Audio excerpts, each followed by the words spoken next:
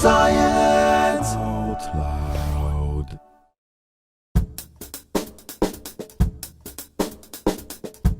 So if I take this box and just obliterate it in the corner right here, and then put it in the water, the weight of the water rushing in will cause the box to sink. If I take this box and do the same thing,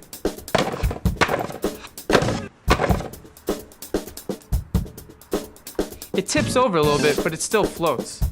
This box uses the same kind of design that naval architects use to prevent ships 1,000 times bigger from sinking. What's so special about this box that prevents it from sinking, even with the big hole in its side?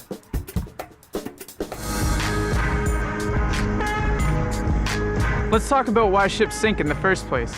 You probably know that things will float in water if they're less dense than water, and sink if they're more dense.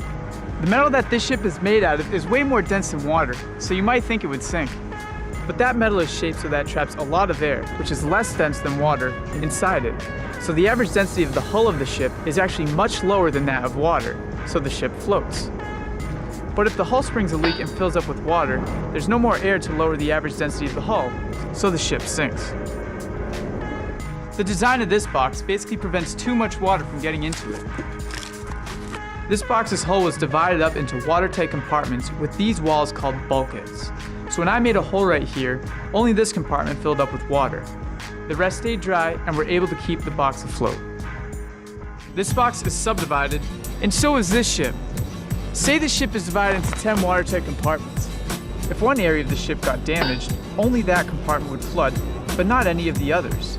The added weight of the water here would cause the ship to tip over a little, to be angled or trimmed in the water, but it wouldn't completely sink and could still be taken to a port for repairs. So even with subdivision, why do ships still sink? Well, it's impractical and expensive to design an unsinkable ship, especially because most of the time, ships just don't see that much damage. What naval architects do now is try to predict what kind of damage is most likely to happen when designing a ship. Now, ships are more complicated than this box. Naval architects have to think about where to subdivide the ship, the shape of the hull, and equipment that goes into the compartments.